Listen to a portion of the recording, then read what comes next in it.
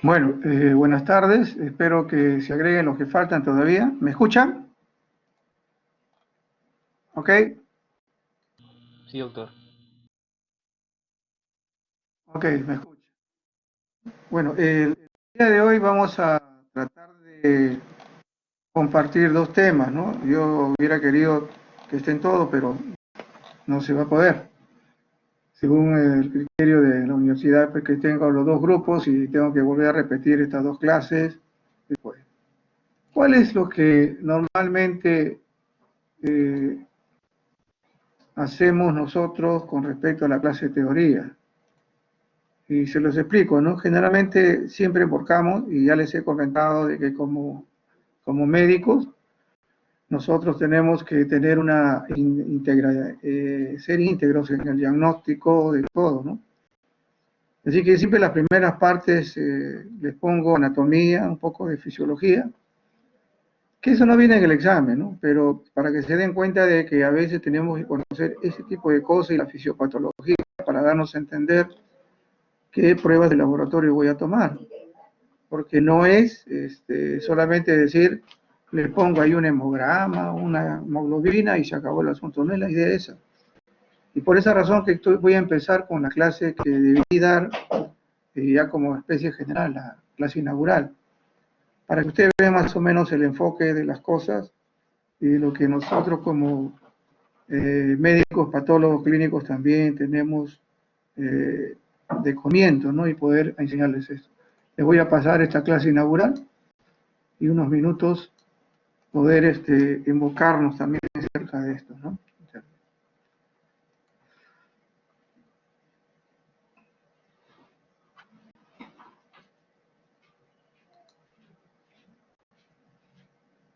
¿Ok? Entonces, vemos nosotros que la patología clínica es una de las especialidades definitivamente a veces poco comprendidas, hasta por desgracia en la pandemia que estamos pasando, ¿no? Que ahora sí el diagnóstico del laboratorio es prácticamente, le diría, ¿no? Hasta el 90% de las situaciones de manejo en términos. Y también en este caso la imagenología, que también son dos cosas importantísimas. Y esto ha significado para nosotros de verdad una situación bastante, eh, no diría crítica, pero sí algo que nos llena de mucha, ¿cómo, cómo diría? Bueno, tampoco satisfacción, pero sí eh, de bastante responsabilidad ahora. Y yo no dejo de participar las cosas que estamos pasando. Ustedes ven ahí que yo tengo solamente ahí los casos de las últimas semanas, pero quería exponer ahí a dos entidades. Uno es el Colegio Médico, que de verdad que ha sido un aplauso para nosotros, nuestra promoción de que el Colegio Médico esté teniendo una responsabilidad no solamente de cobrar, sino también de apoyar. Está llevando medicinas y ahorita inclusive está fletando avioneta para traer a médicos a Lima, porque está en un estado realmente crítico. Y eso es lo que de verdad es un ejemplo, y eso no tenemos que olvidarlo, ¿no? En términos. Y la otra son nuestros colegas. Y de verdad que sí es una cosa triste que ya hay, mis colegas son 12 que han fallecido de mi promoción, y ustedes ya han escuchado, uno de ellos es por falta de oxígeno. Nosotros tenemos que cambiar en términos de lo que es manejar lo que es salud. Aquí definitivamente mucho lo que a veces tenemos la responsabilidad, desconocemos lo que significa una vida hospitalaria. Lo que estamos viviendo en la vida hospitalaria, 30 o 40 años, o quizás menos, sabemos que tenemos que tener múltiples formas de manejarlo, no solamente técnicas, recursos, sino de todas las cosas que son las cubiertas. Y es invalorable ahora, inclusive el riesgo que pueden estar ustedes, ¿no? Esa razón que es bueno que también, a pesar de un poco limitarlos, es bueno también que no estén en los hospitales actualmente. Es realmente explosivo las cosas que está pasando y en mi hospital, que yo soy el Hospital Santa Rosa, prácticamente ya rebasó las cosas.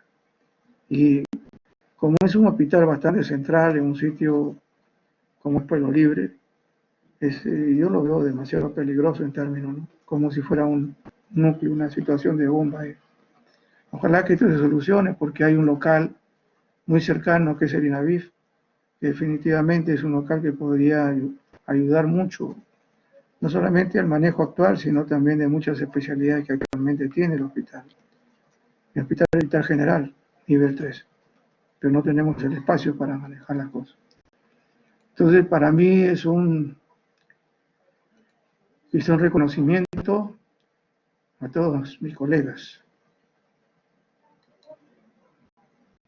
Una de las situaciones que podemos nosotros definitivamente manejar es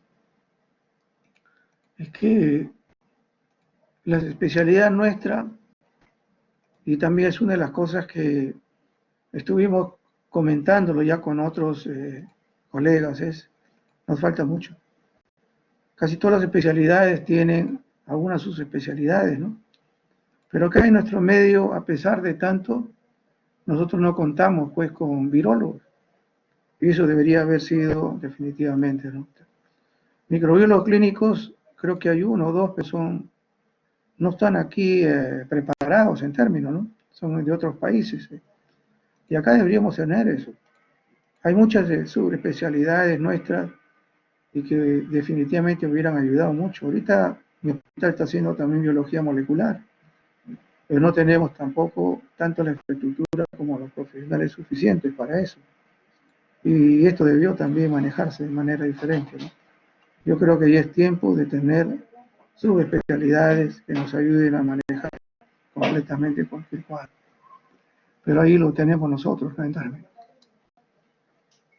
Ahora, una de las cosas que también es un problema de tipo, yo diría más técnico que otra cosa, es que no existe patología clínica en todos los países. Algunos mencionan laboratorio clínico, como ustedes ven ahí, o algunos también dicen medicina de laboratorio, como muchos países europeos.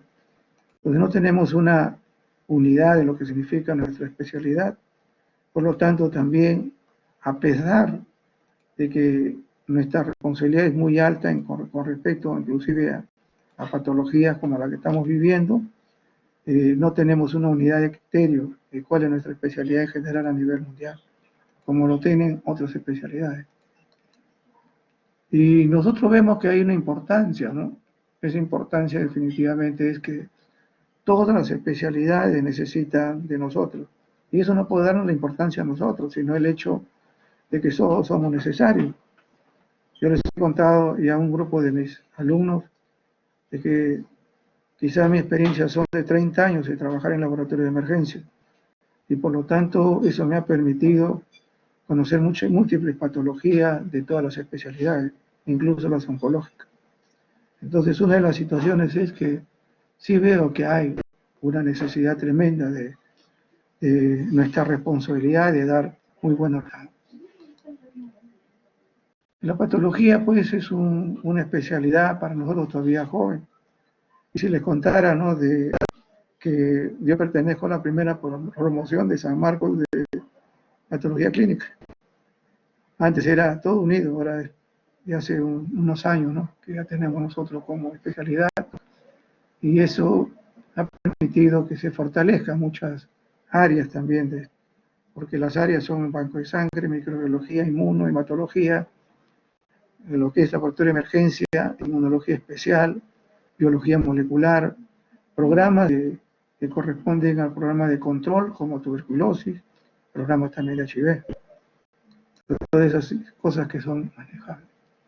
Ustedes ven, ¿no? Por ejemplo, tanto con nosotros, nuestros medios, como también los profesionales tecnólogos, como biólogos que participamos de lo mismo, nosotros tenemos que ver muchas cosas. Y una de ellas es lo que ustedes pueden apreciar ahí, ¿no es cierto? Las causas, nosotros tenemos que ver las causas, el agente, dónde está la etiología, en qué medios se ha referido, porque también es parte de la epidemiología y salud pública, el medio ambiente, todas esas cosas, ¿no? Cómo afecta ese germen al huésped y también conocer algo de fisiopatología. Y Pero también una de las cosas que está pasando en los últimos años, pero hemos, como digo, la mayoría de nosotros ha peleado duro para mostrarnos, es que también debemos tener el uso racional del laboratorio. Todavía hay gente, no le digo solamente en hospitales, yo he estado en quizás una de las particulares, he podido visitar muchos hospitales de todo nivel, ¿no? De todo. Entonces he visto que a veces el diagnóstico lo quieren dar a través del laboratorio. Y acá la importancia es la clínica. La clínica, la imagenología, el laboratorio nos da todo ese complemento de cosas. O algunas pruebas de las subespecialidades. Una citoscopía, una tomografía, etcétera, o resonancia, ¿no?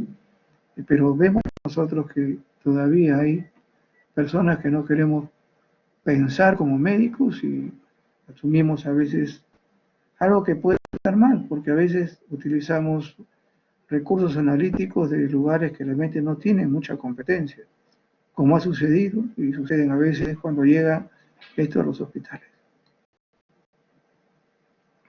Y esto es lo que tenemos nosotros, ¿no? Recuerdo mucho nosotros cuando hubo la epidemia que tuvimos de tifoidea y el cólera, nuestro hospital fue uno de los hospitales también felicitados por el tratamiento clínico, pero también había un diagnóstico, ¿no? Eso lo manejamos nosotros en el laboratorio de microbiología. Y esto es una cosa importantísima también nosotros que tenemos que tener, ¿no?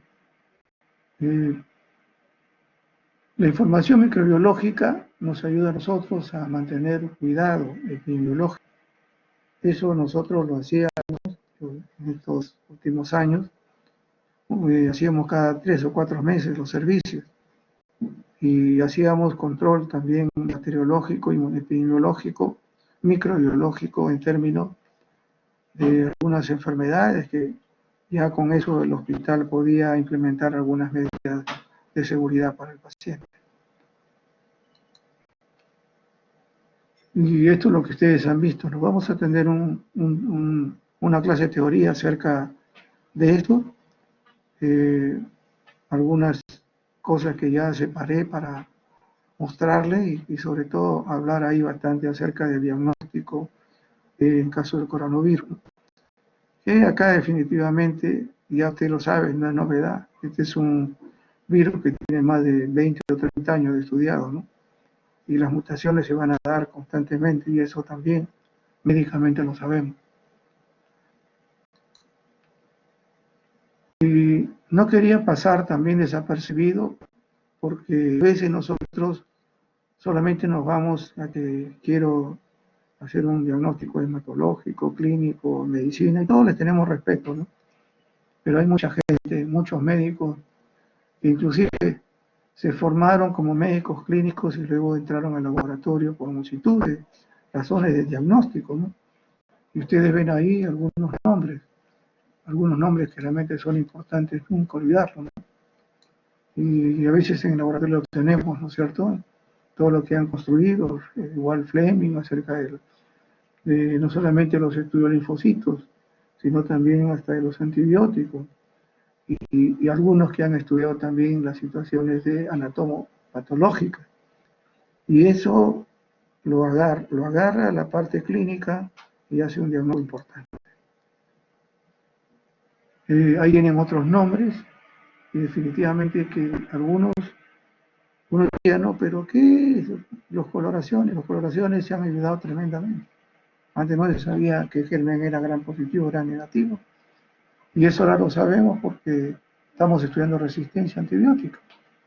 Y sabemos que la resistencia de las enterobacterias son las más riesgosas y definitivamente algunas son no curables. Entonces, todas estas cosas hemos visto en términos y que nunca lo debemos olvidar, que son gente que ha trabajado también para el bienestar de la población. Y quería terminar con personas, ¿no? Para no demorarnos y empezar la siguiente clase. Hay 3 personajes que son para mí importantes. El Barto, peruano, y por eso se llama la Bartonella basiliforme. Ustedes ya deben de conocerlo bastante a través del estudio de microbiología en el curso con el doctor Domínguez, que también ha sido mi profesor. Y definitivamente esto permitió también que nosotros somos capaces de hacerlo. El año pasado, 2 grupos hicieron los trabajos de investigación. Excelente, excelente. Así que no hay limitación en nuestra sociedad ni para ustedes, que ustedes puedan también resultar competentes en todo nivel. El otro personaje que ahí quiero terminar también, ya que los 2 últimos, el doctor Rito Serpa, mi profesor y amigo, fallecido el año pasado, es el investigador por excelencia, definitivamente también de la medicina, pasó a la microbiología, y es un investigador que casi todo su trabajo está en el extranjero, muy poco conocido. Y no solamente trabajo de investigación, sino también implementó instrumentación para el diagnóstico, uno de ellos para la vaciloscopía, y muy poco lo sabemos. Y de verdad que fue un choque tremendo para nosotros. Y mi otro profesor, que también hace poco estaba con ustedes, el doctor Náquera, investigador, y definitivamente es una enseñanza para nosotros. Así que ustedes han tenido profesores, ¿sí? Y tienen profesores excelentes, que han sido mis profesores, son tremendamente buenos.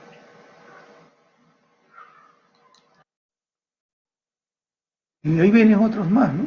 Koch, Steimer, etcétera, que son también personajes, virólogos, microbiólogos, hasta un médico internista que fue el que descubrió del Helicobacter pylori, que me olvidé colocarlo, pero no me olvido las cosas que hizo. Hay diagnósticos que se están haciendo en nuestro medio que tampoco los conocemos, que son también tamizajes, y eso lo hace el laboratorio ya desde hace varios años, un programa nacional, y que esperamos que el ministerio también pueda ampliarlo esto, ¿no? Para enfermedades de tipo genético. ¿Ok? Y ahí ven ustedes la instrumentación. O sea, y no todos significó laboratorio. Algunos han significado también otoscopios, oftalmoscopios, estetoscopios, etcétera, ¿no? Todo eso, es eso. Y uno se pone a pensar, y ahora tenemos ya equipamiento automatizado para el manejo. Y hay otros equipos más todavía que están llegando, y en términos es el manejo mucho más exacto de nuestra patología. Ven ustedes otras máquinas que son las que manejamos en la actualidad, algunos hospitales todavía limitados, pero que dan un diagnóstico microbiológico. Si ustedes ven, hay una en una de las vistas, a los 45 a la hora están dando el diagnóstico con resistencia antibiótica. Y eso, para lo que significa el manejo de sus pacientes, es muy bueno. Bienvenido. Ok. No sé si hasta aquí hay una pregunta, alguna consulta.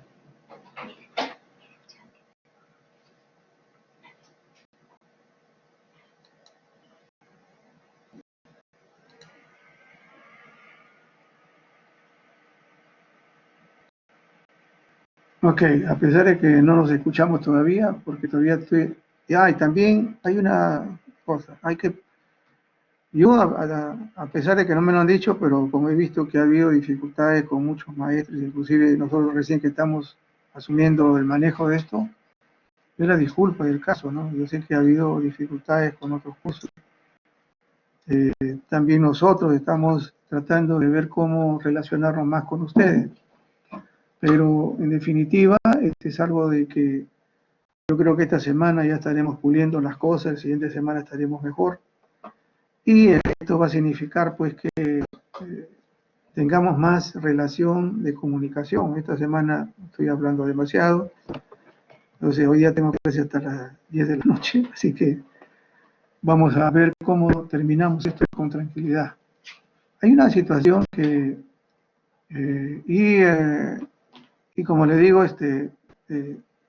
a ustedes, el cuidado del caso. A lo que van a tener las prácticas, ya les he mencionado muchas cosas, y lo que tenemos que hacer ahorita es tratar de, a pesar de la limitación, cuidarnos, y tanto la teoría como los seminarios, yo le diría que no va a haber problema, ¿no? No vamos a ver pronto. La única dificultad son las prácticas que estamos cambiando un poco, porque definitivamente no va a haber la parte manual, ¿no? Pero ya tenemos los videos para que ustedes, y eso ya con cada uno de mis grupos lo estamos pero comentando como que están todos ustedes, va a haber un video, va a haber unas hojas de informe y va a haber resultados de pacientes.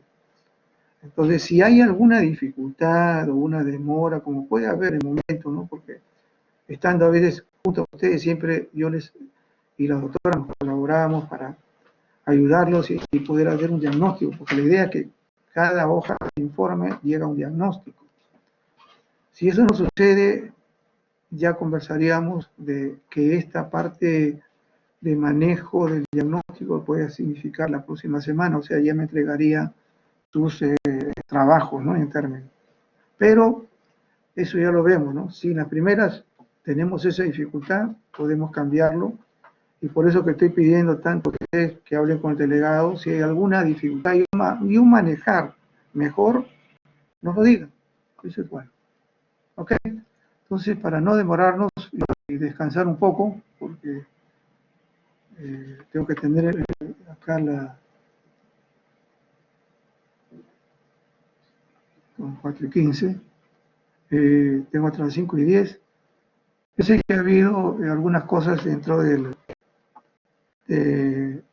los roles, como ya no hemos podido reunirnos, han habido algunos cambios.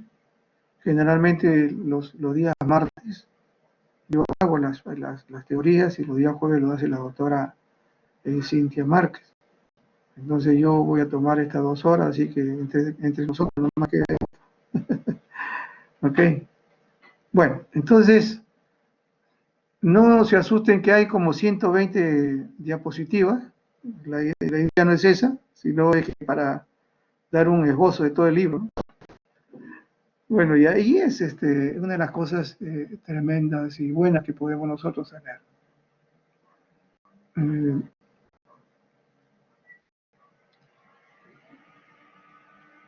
las pruebas de función renal, y sobre todo la que es la patología, y es una de las cosas que dentro del aspecto ya del trabajo hospital, de verdad que ¿cómo le diría, no? Es como si fuera una enfermedad oculta. Yo he visto muchos casos, ¿no? Y definitivamente a veces con una prueba que tomaron de control, a veces al paciente una creatinina encontraron 1.5, o encuentran que su orina tiene bastante proteína. Pero en ese momento no sentía ningún tipo de sintomatología. Por eso las enfermedades renales son como unas enfermedades ocultas. Y a veces es bueno tratar de, por eso es una de las cosas que siempre planteamos es un control anual de nuestro propio organismo, sea jóvenes o adultos. No hemos tenido, y en mi hospital, por ejemplo, con el personal que tenía a mi cargo, había mucha gente joven y algunos tenían ya problemas de tipo renal. Entonces no es novedad, pues, entonces tenemos que darnos cuenta de que Esta es una enfermedad que se descubre por análisis. Y esto para que ustedes no se olviden, igual que yo, ¿no? O sea, en términos de esto, ¿dónde está localizado? ¿Quién está más arriba? ¿Dónde? Porque esto también va a significar, pues, el trauma, ¿no? Entonces, ¿dónde va a estar? Si esto está más bajo que el otro, si algo está más subido que el otro, si la rama, etcétera. Es bueno y esto es algo que, como le digo, yo tomo el examen, ¿no? Si no es para darnos cuenta la formación, porque es la cuestión médica. Y hasta ahora tengo que estar leyendo todas estas cosas también, ¿no? Imagino, porque a veces uno se olvida. Ahí está todo lo que significa también el Romero y lo que significa la parte de filtración y las células que tienen que comprometerse, ¿no?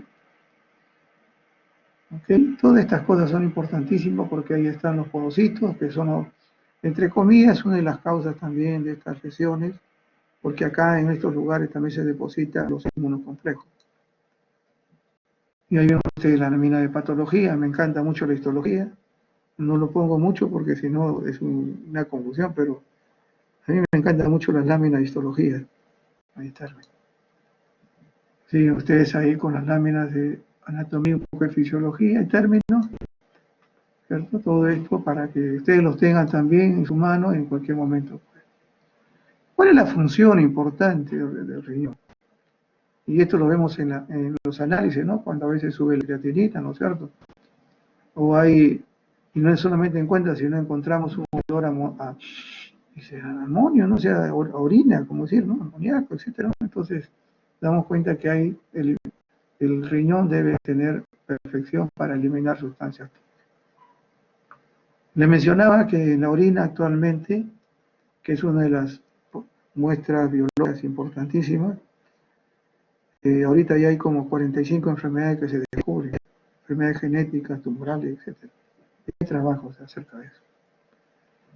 Y hay el mantenimiento de la homeostasis, ustedes lo saben, ahí tiene que haber retención de proteínas, cloruro, sodio, etc. Debe haber un control de la presión arterial, y eso lo vemos también con los volúmenes, el pH, los hidrogeniones, el bicarbonato. El control de electrolitos, lógico, si hay una pobre, y eso tiene que ver mucho la densidad, una menor concentración y hay pérdida también de electrolitos, ¿no? Y no solamente el sodio y el potasio, también el calcio, el magnesio y el fósforo, que también. Y la parte que ahora se ve mucho acerca del COVID virus, ¿no? Es la parte endocrinológica con esto de la angiotensina. Y eso, esto de acá tiene estudios muchísimos años. Realmente mostrarle también toda esa relación que hay. ¿Okay? Acá está la angiotensina, aldosterona, importantísimo porque también tiene que ver eso con la hipertensión de tipo renal, ¿cierto? Entonces uno tiene que conocer también que no solamente puede ser hipertensión renal por estenosis de la arteria renal, sino también puede ser por compromiso de, en este caso, la aldosterona, la aldosterona. Y se dan cuenta ustedes que hay un sinnúmero. Y esta es una de las cosas que lo dejé, aunque parece un escándalo, pero si se dan cuenta, mucho se habló acerca de la enfermedad virtual angiotensina. Y ven ustedes que tiene que ver con la hipertensión, retención, etcétera, absorción a nivel neurológico, etcétera. Entonces, es muy fácil, ¿no? Si hay este tipo de cosas, ver accidentes cerebrovasculares, ¿no es cierto? Cerebrovasculares o vasculares también por la hipertensión misma. Entonces, era parte del todo. Ahora, ¿qué es lo que nos interesa a nosotros? Ya vieron más o menos algo que van a verlo en medicina 1, 2, 3, 4, internado y todo esto, ¿no? Y la especialidad, el laboratorio. Y esto definitivamente hay pruebas. Todas las enfermedades, como relatamos nosotros, y esto sí es pregunta de examen, es así. Las pruebas siempre ha sido mi idea, bueno, en otros países lo hacen acá, ¿no? Y yo cuando veo a un paciente, siempre le hablaba a mis colegas, le decía, está bien, uno ve y hace que le pide un hemograma, orina, ¿no? Pero yo para hacer una evaluación previa basal, yo le pediría todo. O sea, mis pruebas basales. Y mis pruebas basales significa hemograma, glucosa, urea, creatinina, ¿no es cierto? Examen de orina, pruebas de coagulación, etcétera. Entonces son mis pruebas basales. Entonces, esas pruebas basales me ayudan a mí a orientarme posteriormente en la situación, cómo recibo al paciente. Y ya lo que estoy colocando acá, aparte de las pruebas basales, que son estas, ¿no es cierto? Puedo agregar acá, sino que como lo estoy agregando en otro lugar ya no lo hago.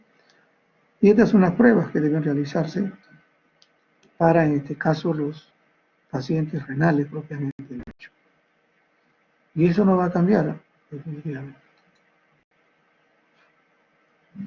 Una de las pruebas que tampoco le voy a, una de las cosas tampoco la idea que ustedes sepan la química y bioquímica, he hecho farmacología, he hecho bioquímica, no voy a eso, sino lo que, por qué es importante. Esta es una prueba importantísima que desgraciadamente solamente ha llegado a la parte de investigación por lo que es caro, ¿no? Sino por el hecho de que es muy trabajoso hacerlo. O sea, comercialmente no es. Pero cuando se han hecho las pruebas de inulina, han visto que es el mejor marcador para la filtración glomerular. Mejor que la creatinina. ¿Ok? Eso sí deben grabarlo, ¿no es cierto? Y siempre lo remarco para como una consulta posterior. Y ustedes sí tienen la creatinina y definitivamente sabemos que esto empieza del músculo.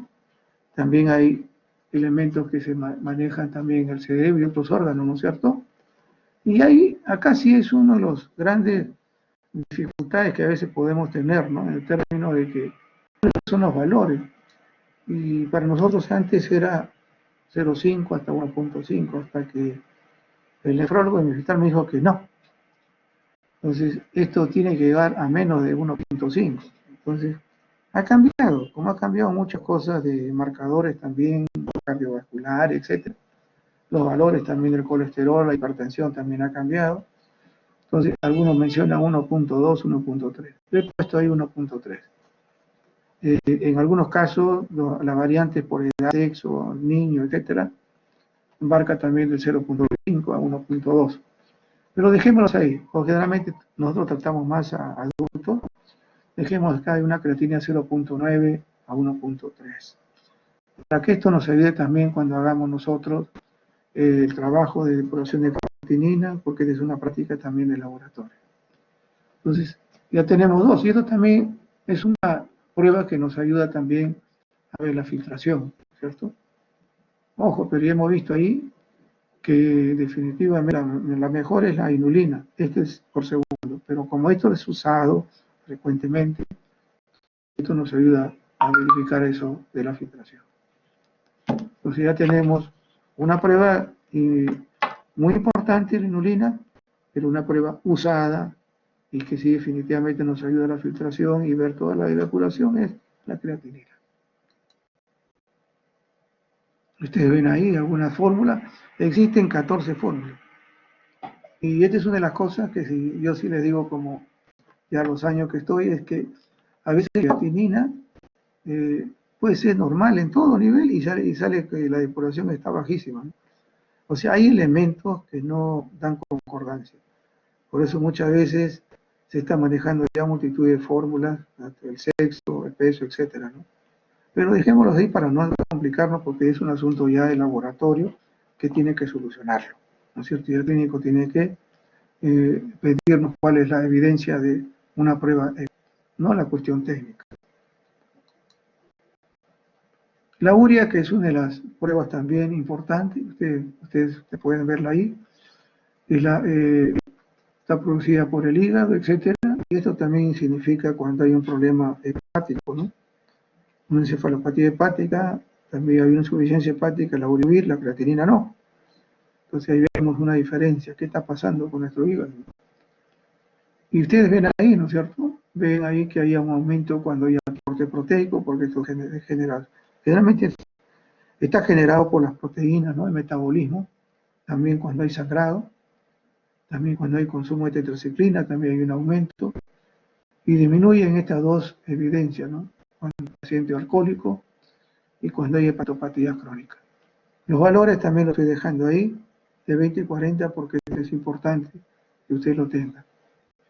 Muy poco se utiliza el nitrógeno ureico, aunque debería hacerse en algunos casos también, que es sus cantidades son mucho más pequeñas y la valoración te puede ayudarnos también a manejarlo a un paciente. Ustedes ven ahí arriba, que lo he marcado también con rojo, como le digo, ¿no?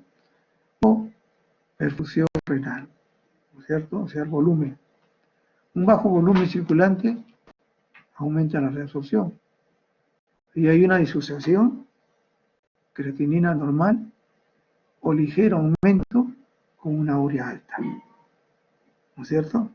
Qué buena evidencia para una pregunta, ¿no? Entonces, en este caso, con una creatina normal y una urea alta, ¿cuáles son, en este caso, las patologías, la causa, por lo menos una de ellas, ¿no? Que uno tiene que pedir? La aldosterona ya le mencioné, no lo voy a mencionar más allá porque es un tema aparte que lo van a tocar con la doctora, pero sí vemos nosotros que hay muestras ahí importantes, ¿no? ¿Cuál es el significado clínico de una aldosterona también en el manejo nuestro? En esto de acá definitivamente tiene que ver con la angiotensina aldosterona, que es el círculo prácticamente, ¿no? El sistema. Y esto tiene que ver con, también que regula el volumen, porque tiene que ver la absorción del cloruro de sodio y el agua. Y lógicamente tiene que ver con el equilibrio hidroelectrolítico. Entonces, esto es importante porque también es una exclusión, ¿no? Si en caso hay una alteración y no tenemos problemas renales, necesariamente tiene que ser por un compromiso del sistema angiotensina aldosterona. Volumen, la regulación, el equilibrio electrolítico y el riñón está normal. Entonces tiene que ver el otro sistema que está comprometido.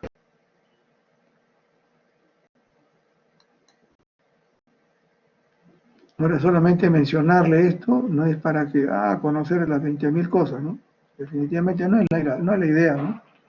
Pero para que se den cuenta cuándo sucede una actividad y otra, en este caso para determinar una, que también es un tema que yo toco solamente mencionarlo.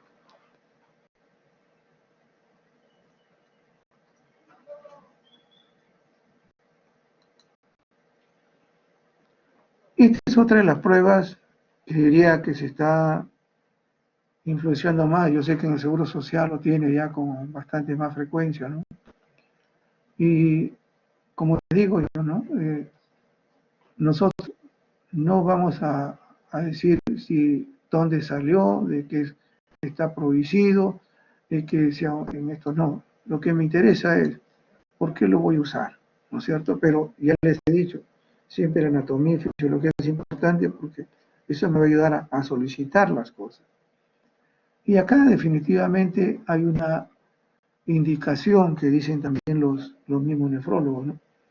Es un indicador de la función renal en niños, pacientes cirróticos y los pacientes que son trasplantados. Me dicen que esto es interesante porque se filtra, ¿no? Normalmente por el glomérulo, su bajo peso molecular, y a través del túbulo proximal, etcétera, y es más sensible que la creatinina, específicamente en estos casos. ¿Okay? Ahora no digo que en otros casos no, pero se utiliza en estos tres, podrían estos tres momentos, ¿no? De trabajo. Entonces,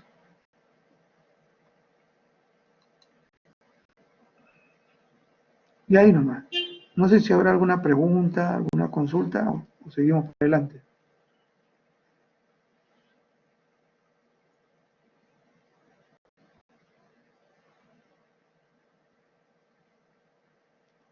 A ver, si no hay preguntas, seguimos para descansar un poco, ¿no? ¿De cuánto nos falta? Porque a veces yo también me paso. Pero tenemos unos 30 minutos. Hay una situación acá también que yo le he dado importancia, ¿no? ¿Por qué? Como le dije, la orina es uno de los elementos más solicitados, aparte del hemograma, son dos de las pruebas de laboratorio más solicitadas. Y aquí podemos ver muchas cosas, y eso lo vamos a ver en la práctica, ¿no? Ya tenemos los videos, tenemos tenemos digamos, la forma como vamos a manejarlo también para el diagnóstico en ese momento. Y ustedes ven ahí, ¿no? Todo acerca de que hay importancia. Por el color, reconocemos enfermedades. Por el aspecto, conocemos la enfermedad. Por la densidad también, cuando la densidad es muy baja y estable, estamos hablando de una insuficiencia. Y inclusive hay problemas y algunas veces la situación también tiene que ver con el aspecto tubular, porque ahí es donde se tienen que absorber los electrolitos. Si hay una reacción también ácida, normal o es alcalina, y persistentemente alcalina, estamos hablando también de una patología. Generalmente persistentemente alcalina son pacientes con cuadros sépticos o también algunas bacterias particulares, como el proteo. Si encontramos nosotros acá en esa orina también leucocitos aumentados, la leucocituria, hematuria, etcétera, todos los elementos y nos están revelando compromiso hematúrico de algún problema y ahí tenemos que ver la edad, el sexo y en caso de los leucocitos elevados tenemos que ver si hay niveles también de infección. Entonces, imagina, ya tenemos cosas que nos interesan. También podemos ver parásitos, definitivamente lo hay. También podemos ver hongos y cuando vemos esto ya estamos pensando en una patología frecuentísima, diabetes. ¿Qué tipo de germen? Si es coco, si es enterobacterias, si hay cristales también, eso tiene que ver con cuestiones eólicas también, a nivel nutricional, alimenticia, o problemas genéticos también en la parte más. Filamentos tenemos que ver también con las pérdidas proteicas, ¿no? Finalmente los filamentos tienen que ver con las proteínas tubulares. Esas proteínas tubulares que no son cilindros, generalmente específicamente de Tan-Hol-Fal. Y ven ustedes ahí algunas cosas. Entonces la orina es vital, y eso sí tienen que conocerlo ustedes. Las otras pruebas los piden y los esperan, pero en las orinas ustedes pueden verlas. Donde estén internados, estén haciendo su serum igual, tienen que observar al paciente y se harían algunas sorpresas también en caso, ¿no? Entonces, hasta ahí son pruebas de rutina. Yo voy a entrar porque hay, ¿cuántas? 10 o 15 pruebas más, pero estas son las pruebas que más utilizamos nosotros. Las otras se pueden estar agregando ya como una cuestión de especialización.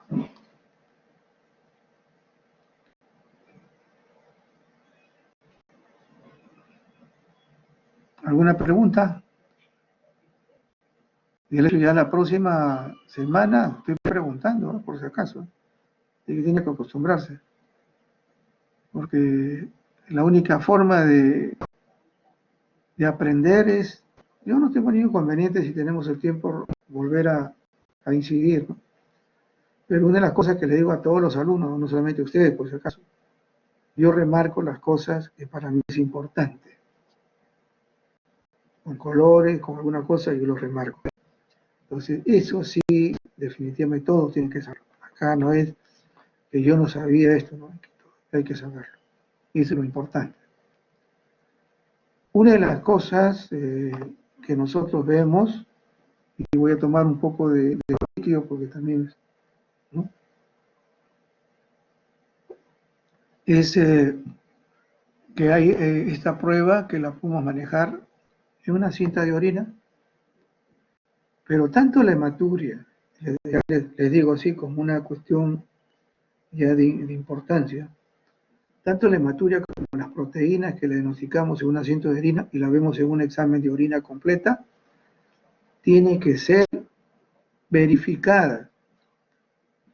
La hematuria con una microscopía y cantidades, y la proteinuria en una orina de 24 horas. La cinta nos ayuda, es como que ahora vemos la cuestión de las pruebas rápidas o las pruebas moleculares. Las pruebas rápidas, como la cinta de orina, que es una prueba rápida, es como una especie de, tiene los reactivos, ¿no? Química seca, porque las pruebas rápidas son inmunocromatografía también, pero es parecida, ¿no? En esas pruebas detecta, pero tenemos que verificarlo. no me dice las cantidades. Y yo para hacer un diagnóstico por proteinuria, ustedes saben que debe ser 3 gramos o menos de 3 gramos, ya estamos hablando de síndrome nefrótico o síndrome nefrítico. Pues si no, la cinta no me lo da. Entonces, eso tiene que ser corroborado. ¿Se dan cuenta? Entonces, la hematuria igual, lo corrobora a través de la cuestión de visual, después de microbiología o microscópica. Y ahí ven ustedes, tenemos nosotros una microhematuria, y ahí les he puesto algunas figuritas, y la microscópica, ¿no? También igual, no solamente eso, las dos, para que ustedes puedan observar también este tipo de... Yo no sé por qué se ha partido, pero está ahí. Y esto tiene que ver también por las cantidades, ¿no es cierto? Las cantidades que corresponden a una macrohematuria y una microhematuria. Y esto es algo que la literatura, le digo, no se ponen de acuerdo, ¿no? Por ejemplo, nosotros decimos siempre que la mujer puede ver de 1 a 3, algunos mencionan de 5, o de 2 a 7, y es normal. Y yo he visto así varias literaturas y de verdad, ¿no? Nosotros, yo pienso que hasta 3 debería llegar, ¿no? Pero uno dice 5 o 7. En el varón con ajuste de 0 a 1, y a veces no. Porque si un varón encuentra ustedes 1 a 3, ahí hay algún problema. No puede haber. Entonces, también esos datos, que ya por la experiencia uno lo dice, pero cuando uno va a la literatura nos dice otra cosa. Ahora, también esta es una de las cosas interesantes, que lo vemos a través de la microscopía, pero no se informa. Y es una de las cosas, como le digo, que ustedes tienen que solicitar el estudio de células colocando anormalidad y patología en el estudio de células. Y lo tienen que ver en observaciones, ¿no? Pero no lo hacen. ¿Por qué? Porque cuando uno ve una hematía microscópica o macroscópica, etcétera, en este caso microhematuria o macrohematuria, que la estamos esto la confirmamos mirando. Y si nosotros encontramos que son normocitos, o sea, no hay alteraciones, estamos hablando pues que esto definitivamente no es a nivel glomerular, o sea, debe haber pérdida de otro nivel, o nivel bajo. Y si encontramos alteración dismórfica en los hematíes, sí vemos nosotros que esto es a nivel glomerular. En esta oportunidad esto debería ser un recuento, ¿no? Para eso nos ayudamos a ustedes, sobre todo, ver que a pesar de que no hay otra sintomatología, solamente pérdida hemática, podemos darnos cuenta de que hay un problema de tipo renal. Y solamente mostrarle eso, el término, no voy a comentarle, pero es lo que hay. Y esto es también algo que sí hubiéramos nosotros en nuestra práctica, ¿no? Como le digo, no sé, es posible ahorita. Ok, ahí. Y hay falsos positivos, como uno agarra la cinta de orina, ¿no? La cinta de orina la pone ahí y le dice, oh, mira. Y encontramos esto así. Cuando encontramos esto así, y es así, sin ver al paciente, ¿no? Yo les presento esto, por ejemplo, en la práctica, ¿no? Esta es una orina hematúrica, entre comillas, que parece una coloración uniforme, ¿no es cierto? Muy bien. Cuando hay un tipo de estos de cosas, tenemos que mostrarnos aquí así. Esto es hemoglobinuria o microglobinuria. Si podemos verlo nosotros es, y preguntamos, ¿no? Al paciente, ¿sabes? Digo, qué raro, ¿no? No veo hematíes, no veo hematíes como acá hay un botón hemático en el sedimento, pero veo así. Entonces, ¿este paciente dónde está? El trauma shock, ha tenido una así, ya, entonces acá es destrucción muscular, ¿no es cierto? Por atropello. Pero no es atropellado, ¿y este de quién es? De un niño. ¿Qué edad tiene? 9 años. Y su mamá ha dicho que en algunas veces él orina sangre, hemoglobina paroxística nocturna. ¿Se dan cuenta? Entonces, ¿el error qué es? Que el caballero, la persona que hace el diagnóstico por orina, le diga hematuria 3 cruces, ¿no es cierto? Y no haga una descripción de este tipo de cosas. Entonces, ¿ustedes qué van a hacer? De frente lo llevan al nefrólogo, ¿no? Y a veces es paciente que está con un trauma, se ha caído, se ha golpeado, ha habido magulladura, una lesión, un hematoma muscular, y va a encontrar esto. Y también hay elementos comestibles que también dan con la coloración, y medicamentos también dan una coloración de este tipo. Entonces, eso nos ayuda también, por eso les digo la importancia, ¿no? Y cuando falso negativo se ha referido también igual, cuando hay medicamentos, ¿no? Y eso significa que no detectamos la hematuria. Eso dice falso. Falso positivo cuando todo se colorea, acá cuando no. Y eso también tiene que ver con esto. Y porque ahorita, como estamos consumiendo bastante vitamina C, la mayoría, entonces esto lo eliminamos por orina, entonces el bloqueo no se detecta en una cinta de orina. Y eso sí se tiene que ver cuando ahora en los tips de estas cosas que son de acá, los cintas de orina, sí se observa, dice vitamina C, 2-3 cruces, entonces no vas a detectar en términos químicos algo, hay que hacerle una orina 24. Entonces, son situaciones que a veces ya lo manejan. Recuerden ustedes que para nosotros la importancia, y eso lo estamos remarcando porque este es un diagnóstico interesante también, que también aparece esto, no en cantidades, simplemente son microhematúricas, ¿no? Pero sí en estos casos. En estos casos hay una hematuria franca. Cuando hematuria transitoria o persistente, estamos hablando de este tipo de cosas. Se dan cuenta, un examen de orina ya nos está dando pie a ciertas patologías también de tipo renal.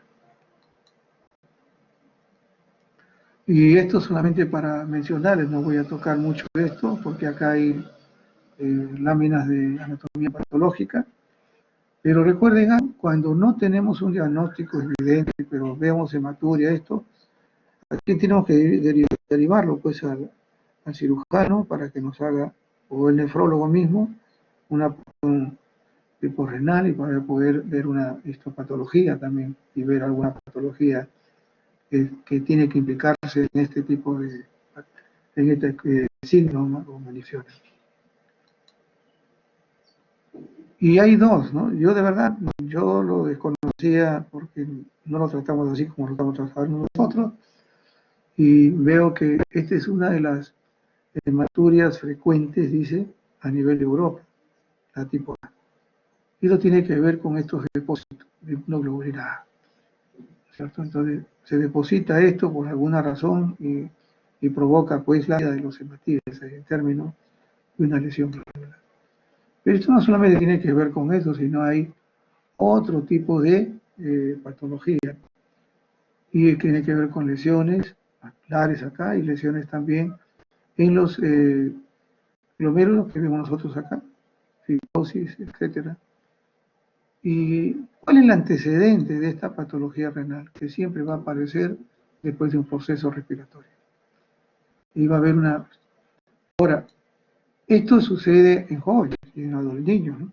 Pero si es un hombre adulto, mayor de 40 años, se va a observar ese también igual una hematuria microscópica persistente. Y eso es cuando vemos, ha tenido después de un curso respiratorio, y en estos aparece una hematuria, pero a veces que no, eso no da importancia, hay que tomarle inmunoglobulina a este término, ¿no? O hacer lo que no queremos llegar es a hacer este tipo de cosas. Y ahí vienen ustedes, ¿no? ¿Qué más se va a encontrar? Hay hipertensión, hay una hematuria persistente, hay una proteinuria muy baja, pero hay proteinuria por encima de lo normal. Recuerden ustedes, son hasta 300 nomás, 150, algunos dicen. Bueno. Y a través de la biopsia, que no, nadie quiere llegar por un diagnóstico, vemos el depósito de inmunoglobulina A en los glomérulos. Esto es una patología, como le digo, que es frecuente en Europa. Una de las mayores frecuencias, dice. Y el síndrome de Alport también, que es otro de ellos, y que tiene que ver, es maturo, no es cierto, importante, pero tiene que ver con lesiones con respecto a la membrana, ¿no? Que es una alteración de tipo genético. La más fuerte es la hay una mutación en casi el 90% de los pacientes. Es algo.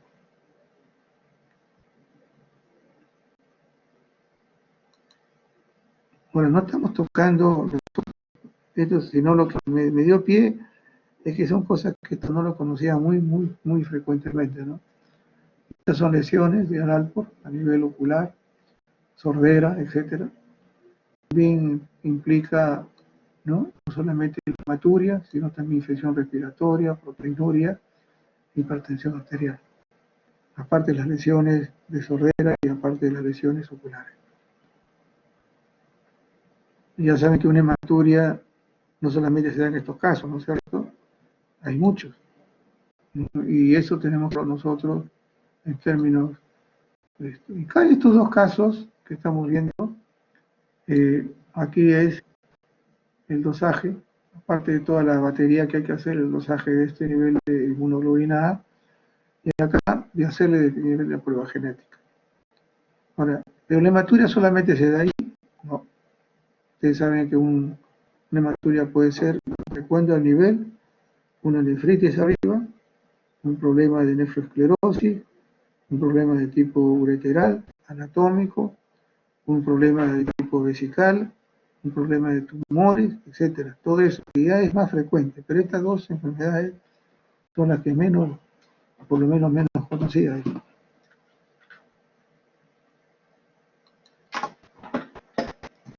Entonces, esta situación es que, recuerdo otra vez, la hematuria macroscópica o microscópica tiene que ser observable. La cinta nos pinta, uy, hay hematíes. Veo la orina y veo, pero no veo sedimentos en el. Entonces hay que preguntar si esto es hematuria o es una mioglobina, ¿no? En este caso. Y si esta hematuria, por desgracia, aunque no es frecuente como en nuestros medios, en un sitio, aparece después de un problema de tipo viral, hay que pensar en estas dos patologías, ¿no? Tanto ARPO como la dispersia o la inmunoglobina A. Y los diagnósticos prácticamente no son muy rutinarios de laboratorio, pero sí hay algunas sintomatologías, proteínas, etc. Pero ¿cuáles son las causas más frecuentes en la hematuria? Ya no saben. Un problema prostático, problema de vesicancia, cualquiera, tumoración, nivel glomerular, la nefritis, a nivel una pielonefritis, etcétera, todo. Es lo más frecuente, ¿no? Para nuestro medio. Es eso. Pero la parte visual que nos interesa a nosotros el laboratorio es, doctor, ¿es dimórfico? ¿Ha visto usted? Sí, glomerular. Doctor, lo que ha visto son matices normales, es bajo. Entonces ya nosotros, y este es persistente, recuerden eso. Si ustedes tienen una temporalmente hematuria, que a veces sucede hasta con una fiebre, le piden un control, si no, ahí ya quedó.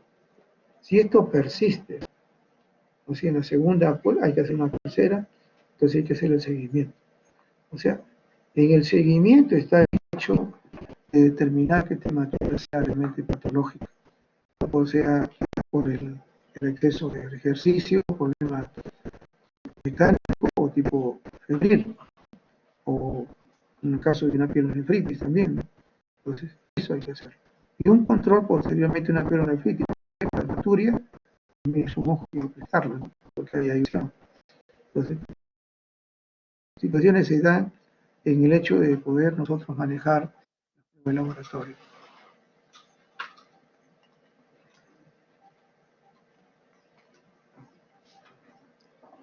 Que no se duerma Mariluz, ¿no? Okay. En caso de las... Baja la mano, Mariluz. En las pruebas de proteinuria hay una cosa interesante. Doctor, buenas tardes. Disculpe que le interrumpa, pero es que su audio se está cortando. Una proteinuria. Se está cortando el audio, no se le escucha bien. Una proteinuria. Si van a conversar por ahí, bajen su audio. Estoy escuchando algo. Una proteinuria que ustedes lo detectan en cinta y salen eso en la cinta, en el reporte de orina, ustedes tienen que solicitar proteinuria de 24 horas. El diagnóstico de una proteinuria no me la da una cinta de orina, me la da una orina de 24 horas. Una hematuria no me da la cinta, me da observarlo al microscopio en el recuento. ¿Ok? Estas son dos cosas importantes porque va a ser diagnóstico para ustedes. Y vemos nosotros, por ejemplo, que en esta, y ustedes ven acá, esto es lo normal, lo que se debe ver, ¿no? O sea, ¿qué cosa lo que elimina cuando hay una orina esposa que persiste 1 minuto, 2 minutos, 5 minutos? No es que uno lo sujete y a los 2 segundos eso no es proteinuria. Una persiste, una bastante espuma. ¿Y qué es lo que está eliminando normalmente? Y es un valor de referencia, como yo les mencionaba, que algunos mencionan hasta menos de 300, ¿no? Acá le hemos puesto entre miligramos 24 horas de las proteínas que se pierden, porque caminamos, hacemos actividades, etcétera, ¿no? ¿Qué es lo que normalmente dosa en la cinta? Albúmina, proteínas séricas y las glucoproteínas de tipo Tan-Hol-Fat, proteína tubular. No dosa ninguna proteína de lo que se llama de las inmunoglobulinas, por acaso, o lo que son cadenas pesadas, no lo hace. Esto no es para eso. Este es su escrito. Y vemos nosotros acá, ¿no? Hay un incremento. Dice, ¿no? ¿Esto qué va a valorar? ¿Qué valora las proteínas? Por esa razón que ustedes tienen que entender en eso, ¿no?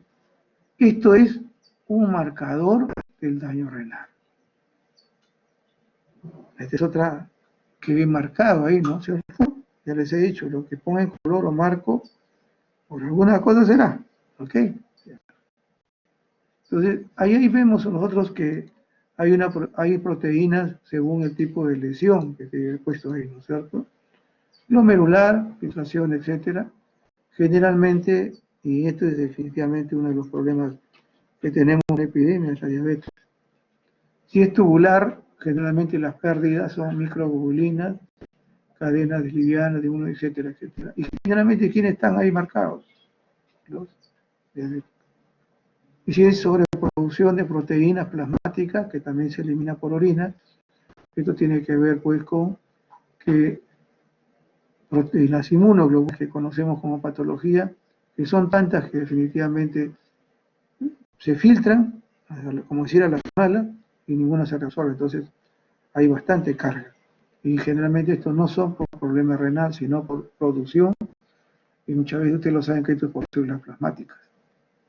Entonces, la proteinuria, nuevamente remarco, es diagnosticada como un signo en la cinta de orina, pero el reporte de diagnóstico oficial es una proteína de 24 horas. Y están ahí, ¿no es cierto? Y veamos otros, hay sensible, relación. Ahora, yo les mencionaba ahí, actualmente lo que se hace, porque esto de la proteína nos habla siempre de daño renal, hay una prueba que se está haciendo, ¿no? Que los nefrólogos lo utilizan mucho, es la microalbuminuria. Los valores deben estar más o menos por este nivel, menos de 30. Cuando hablan de 30, ustedes recuerden que las proteínas totales, ahí he marcado yo, cuando ustedes manejan las proteínas, ¿no es cierto?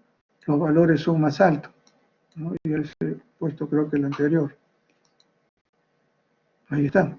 Estos valores de referencia, las proteínas albúmina, todo esto de acá, las albúminas, estas proteínas son menos de 300, ¿ok?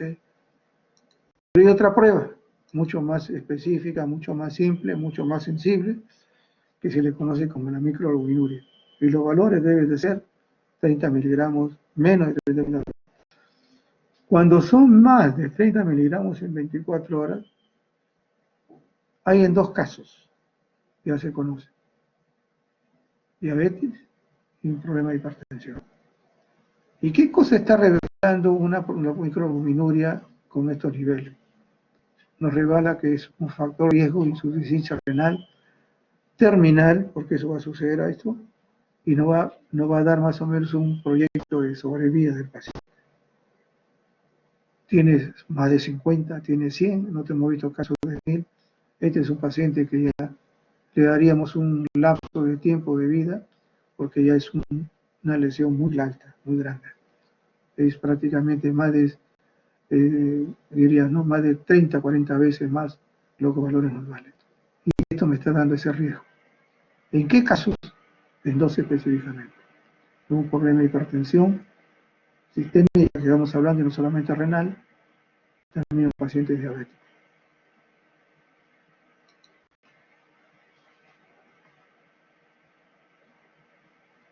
Nos queda poco, vamos a ver. Y esto es lo que mencionaba, ¿no? O sea, así en términos para que ustedes tengan en conocimiento, es esto, ¿no? Es que nosotros tenemos que hacer la evaluación de la proteinuria en una orina de 24 horas. ¿Ven ustedes? Eso es lo que hubiéramos visto. Vamos a repasar eso en la práctica, no se preocupen, para que ustedes tengan la evidencia, ¿no? Estos valores visuales, ¿no? En términos de lo que indica la proteína. Lo que es una microalbuminuria y también es esto.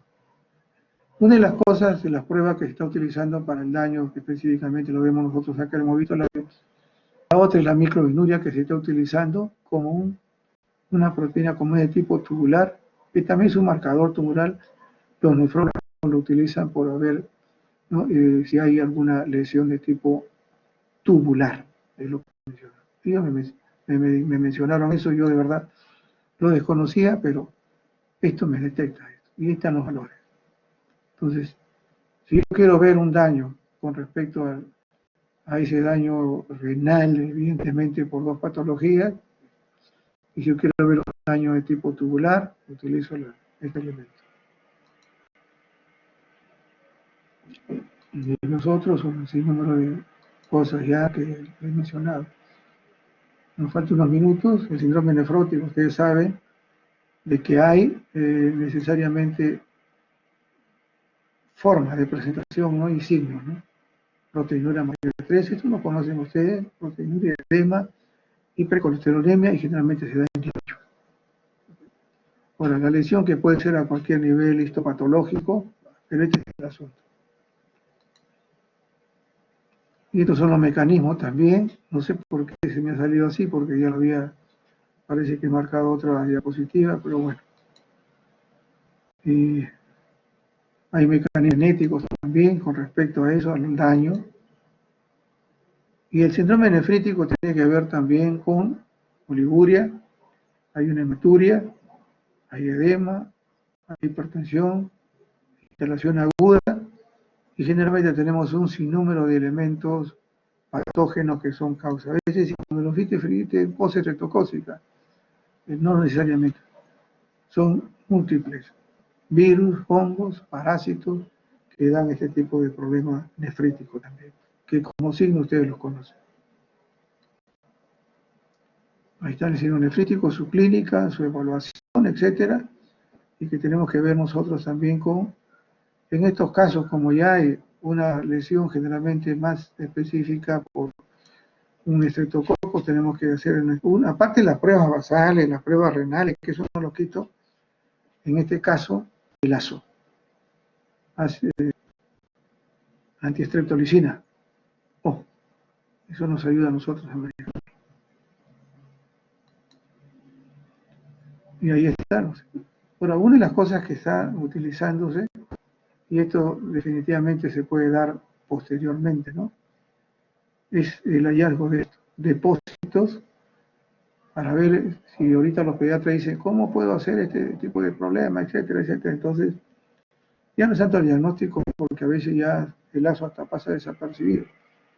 Entonces le hacen un diagnóstico del depósito, o sea, entiende lo que significa anatomía patológica, que vamos a encontrar a nivel de biomédulo, depósitos de una hemoglobina G y M, complemento, como patrón globular en las membranas basales y el mesange.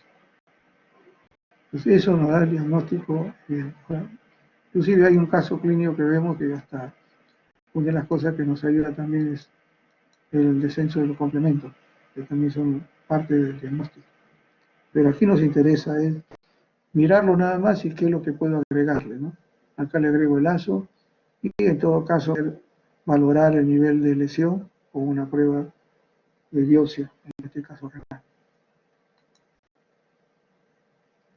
Ahí están las pruebas que yo les menciono para este tipo de cosas, ¿no? Las pruebas básicas, ¿no es cierto? El ASO, complemento, la glucosa, porque de todas maneras tenemos que ver si hay un compromiso también metabólico, inmunológico, si también puede ser relacionado a los medicamentos. Hay que ser cultivo porque en este caso también hay compromiso también de gérmenes también. Y estas pruebas también se pueden realizar ahí, en las biopsias. Tanto la insuficiencia renal, que también hay un sinnúmero de parámetros. Ok, estamos en unos minutos más. No lo ven ustedes acá, todo tanto puede ser pararenal, parenquimal, obstructiva, etcétera. Ahí está la química, y solamente acá mencioné y agregué varias cosas. Hay que hacer imagenología, porque si es obstructiva tenemos que hacer imagenología. A todas las pruebas que están acá les he agregado esto: proteinúria 24 horas, depuración de creatinina para ver el grado de lesión, el ácido úrico, porque también puede estar comprometido, y la glucosa. Pues después, hematología, todas esas cosas tenemos que hacerlo en todas estas, en cualquiera de la insuficiencia renal, ¿no? Tanto esta y la crónica. ¿Qué cosa yo agrego a la crónica? Y pueda tener todas estas cosas, todas estas situaciones, que lo vean para que ustedes lo vean. No es parte de qué cosa agrego, aparte de todas las cosas de la. Lo que yo agrego, aparte de las pruebas sales que he mencionado: calcio, eritropoyetina, porque en estos pacientes ya hay anemia evidente, y téveno. Esos son mis agregados. Lógicamente, y las gases arteriales, pues, recuerden ustedes que el riñón es importantísimo para poder manejar también los elementos de bicarbonato y hidrogeniones, ¿no? Entonces, también acá hay una acidosis metabólica en el caso de los pacientes con insuficiencia renal. Y estos casos hay sangrado también digestivo. Por lo tanto, los médicos nefrólogos le piden mucho téveno. Y eritropoyetina porque hay una pérdida también por lesión renal. Salvo en la crónica, por si acaso. En la crónica, la lesión es irreversible. En la aguda, es reversible, porque puede ser por obstructivo. Por eso una imagenología es importante. Oh, hay un cálculo, y usted sacarlo y se acabó la aguda. Pero si es crónica, definitivamente es irreversible. La tubulopatía, como he mencionado, también igual, todo esto. ¿Ya? Acá están todas las partes de toda esa patología de lesión que existe. Pero aquí, ¿saben cuál es lo interesante? Si ustedes no tienen nada que ofrecerle al paciente en términos del análisis, y es así, esto, ¿no? Beta, glucosuria, fosfaturia y la densidad, porque ya tiene que ver con el número de solutos en orina. Y eso también ayuda a que dice, ¿qué pasó? Aquí hay una alteración. Entonces debe haber, no hay una buena reabsorción tubular. Entonces esta causa puede ser tóxica, medicamentosa, hay un sinnúmero de elementos genéticos también, ¿no? Pero estas cosas sí son importantes. Tubular es esto. ¿Ok? Y por último es esto, las infecciones urinarias. Ustedes saben que es el ITU. Y acá hay muchas cosas controversiales. ¿No? Decía, pero hay de 100.000 colonias. No existe para nosotros 100.000 colonias para una infección urinaria. Sintomatología clínica y el aislamiento. Acá están colocando hasta 10.000, ¿no? Nosotros hemos encontrado menos de eso. Y hay trabajo de estudios de hace muchos años que hablan acerca de infección urinaria con baja cantidad de bacterias. Pero ahí le dan el tratamiento y se acabó. Entonces, esto es una de las cosas también interesantes, ¿no? Los niveles, cómo es la baja y la alta, cómo son las complicadas, no complicadas, nosocomiales, etcétera. Eso nos ayuda porque en tanto nosocomial tienen que ver ustedes si es paciente sondeado, generalmente es así. Es de edad, de gestante, etcétera. Se repite constantemente. Si es de niño, si es de segundo orocultivo, hay que verlo siempre en la parte anatómica. Si es gestante, tenemos que ver la parte de todas maneras, y constantemente hay sangrado de la mujer, hay que ver su citoscopía. Y en el varón, definitivamente, si hay mucha cantidad de esto y es de edad, prostático. Entonces, edad, patología, todo esto nos ayuda a nosotros a manejarlo. ¿Ok? El laboratorio, ¿qué cosa va a ayudar? Pues siempre las pruebas basales, les he dicho. Pero acá le voy a agregar los cultivos, la genealogía, otros estudios significa la citoscopía o tal vez alguna imagenología de alto nivel. Okay. Bueno, no sé si hasta acá hay una pregunta. Les digo, yo antes del examen voy a hacer un repaso, insistirle las cosas, lo que vamos a enseñarles a ustedes, ¿no? La idea no les va a pedir de qué enfermedad provoca tal cosa, de 80.000 enfermedades, pero sí en el caso de elementos, por decirle, los exámenes generalmente son de tipo clínico, por eso el paciente de 80 años que ha sido sondeado, y qué patología puede haber, ¿no? ¿Qué pediría? Una cosa así. Entonces, eso es lo que ustedes tienen que entrar ahí. Por eso hablamos de unidad, por eso hablamos de lo que yo les he mencionado y les he remarcado. ¿Ok? ¿Alguna pregunta? Porque vamos a descansar ya. Profesor, tengo una pregunta. Diga. Sí, con respecto a las microhematuриas, ¿esta se ve como una orina normal? Muy bien. Voy a ver ¿Me escucha? acá Ahora sí. me va a aumentar el audio. Ah, ya. Con respecto a la microhematuria, ¿esta se ve solamente como una orina normal o su turbulencia tiende a cambiar ligeramente, pero no tendría ningún significado, al menos en la inspección de esta?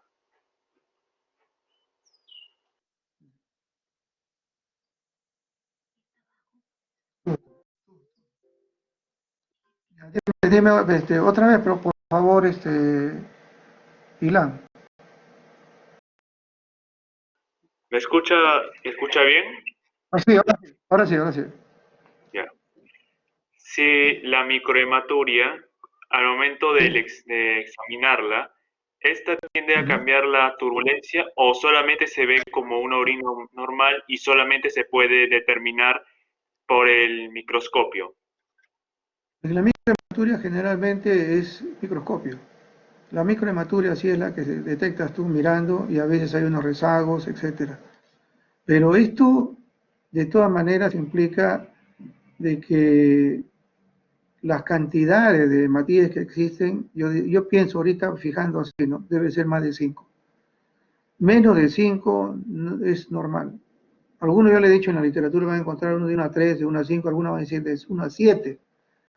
Pero fijemos en 1 a 5. Si yo encuentro 1 a 5 y es mujer, no le doy importancia. Salvo que sea una hematuria muy persistente, y estamos hablando más de 3 meses, por lo menos en 2 muestras consecutivas, y que no tenga ninguna patología, o sea, no esté embarazada, ¿no? En términos así. Y veo si es joven, si es adulta, también igual. Si en caso sea varón, no vas a encontrar tampoco visualmente una microhematuria. Por eso todas estas enfermedades muchas veces son por exámenes de laboratorio. Y yo veo una persona de edad y veo de 1 a 5, varón, le pregunto siempre si es un problema, tiene algún problema prostático, y si le da, le digo que hay que hacerse un control. Y eso definitivamente le digo, hágase otras pruebas, pídase un PSA, etcétera, para poder determinar y lo derivo, pues, ¿no? Lo derivo es al nefrólogo o al urólogo para que observe. Pero la microhematuria no se observa. Definitivamente es un hallazgo de laboratorio.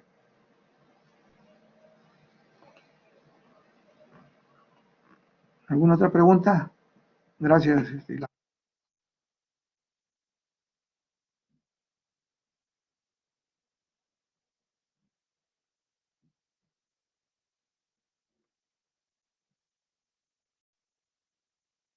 Quiero terminar. Un ratito, disculpa.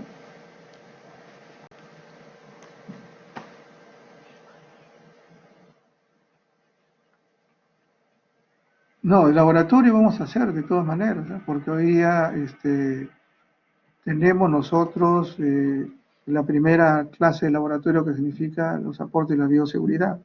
Ese siempre ha sido nuestro primer punto, ¿no? Y hay algunos trabajos trabajo que también quiero presentarles, ¿no? Hay unos videos también para que vean. Ya la próxima semana ya sí son trabajos de laboratorio. Ya tenemos implementado la parte después del resto, definitivamente no se preocupen porque van a tener que estudiar bastante. Ok, entonces, lo que sí les he dicho, que cualquier tipo de mejora, en lo cual nosotros no, como le digo, alguna mejora que pueda haber dentro del curso, con el delegado, nos refiera, hay que hacer esto, doctor, revisamos estas cosas, no es problema. Ya les he dicho, a todos yo les voy a hacer el repaso antes del examen. Y aquí, no es una advertencia, pero tienen que estar, por una sencilla razón. Las preguntas van a ser como lo que ustedes han hecho en microbiología, ¿no? No puedo decir una hora, ¿ok? Acá es pregunta hecha, pregunta con respuesta casi inmediata. Entonces no va a haber tiempo para que ustedes por ahí se colaboren, ¿no? Porque sucede esto en todos sitios, así que no es novedad. Entonces, por esa razón, las clases de teoría, márquenlas. Yo les estoy remarcando ya las cosas. Yo les he dicho, no le voy a tomar dónde está ubicado el riñón y cuánto pesa esas cosas, ¿no? O si el podocito es el problema. Lo que les estoy explicando es, en caso de lesión, en caso de prestación, qué pruebas de laboratorio debo tomar. Y ya en las prácticas, lo que estoy haciendo es que ustedes, conociendo todas estas evidencias, lleguen sí a un diagnóstico. Y ya tengo separadas para las prácticas, para todos, ¿no? O sea, tenemos con la doctora separado lo que es A ver, baja un poco, Miriam, tu teléfono, por favor. Ya tenemos nosotros los videos, tenemos las hojas. Yo les he dicho, son resultados de análisis de hospital. ¿Ok? Son resultados de análisis de hospital. Entonces, eso sí tienen que hacer todo el estudio con las cosas que le vamos a dar en la práctica, con las evidencias que van a ser visuales. Eso sí tiene que ser trabajado y cada uno lo va a recibir, ¿no es cierto? Y el grupo, como ustedes creo que son 12 o 14, se dividen en 4 grupos. Eso tienen que hacer el diagnóstico, todo, y hacer el informe, y ese informe me lo tienen que hacer llegar por video, por WhatsApp, o por esto, porque tengo que revisarlo. Entonces, esa es una de las cosas que tienen que hacer. Así que yo le diría que el 30% de la práctica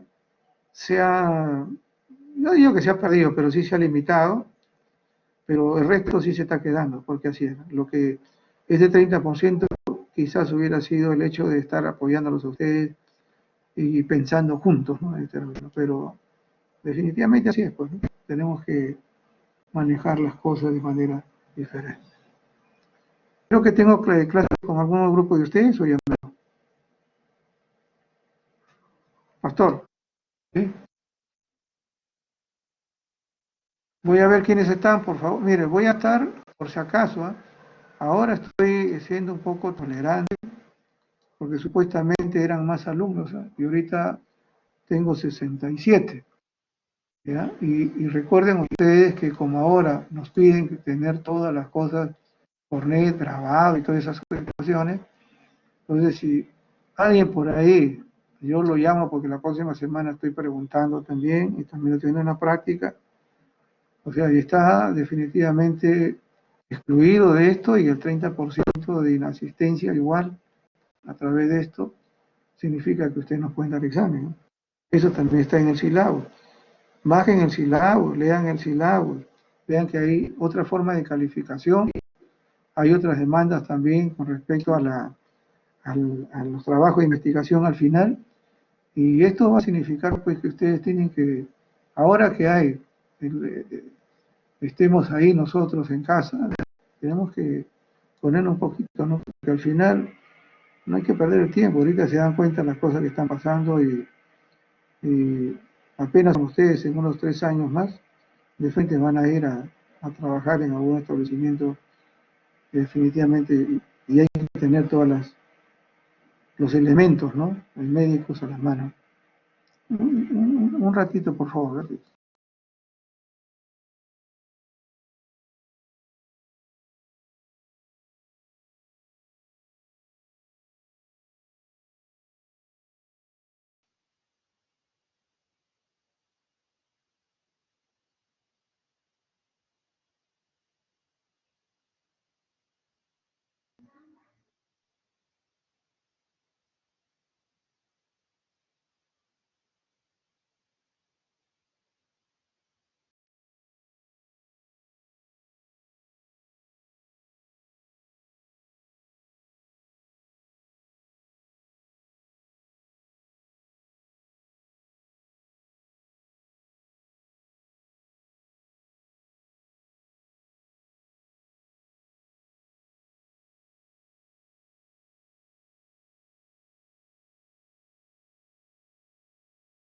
Bueno, nos vemos ahora, nos vemos con lo que me corresponde y esperamos a la próxima semana de trabajarlo, ¿no?